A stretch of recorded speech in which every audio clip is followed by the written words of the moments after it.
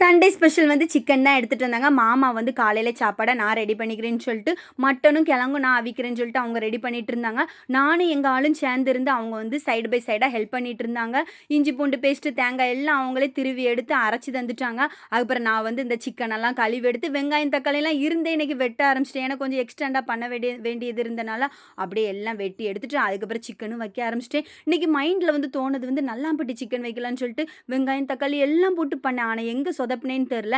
எனக்கு வந்து அது சரியா வரவே இல்ல. அதனால நல்லாம்பட்டி சிக்கன் சொல்லி ஆரம்பிச்சு லாஸ்ட்டா அது முடிஞ்ச இடம் என்னமோ சிக்கன் கிரேவில போய் தான் முடிஞ்சுச்சு. சரி இருக்கட்டும்னு சொல்லிட்டு லாஸ்ட்ல சிக்கன் கிரேவிக்கு எல்லா மசாலாவும் போட்டு எடுத்து, கொஞ்ச நேரம் அப்படியே தயிர்ல வந்து அத கொதிக்க வச்சிடலாம். மு மு அவிய வச்சிடலான்னு சொல்லிட்டு அப்படியே மூடி எடுத்து வச்சுட்டு, உப்பும் போட்டு மூடி வச்சுட்டு, காலையில சாப்பாடே சாப்பிட்டது 12 மணிக்கு தான். இனி மதிய சாப்பாட எங்கேருந்து சாப்பிடன்னு சொல்லிட்டு, அதுக்கப்புறம் இந்த இட்லியும் மாமா வச்சிருந்த கிழங்கு எல்லாம் வச்சு நல்லா சாப்பிட்டுட்டு, சிக்கன் லாஸ்ட்ல கிரேவி தான் கிடச்சி.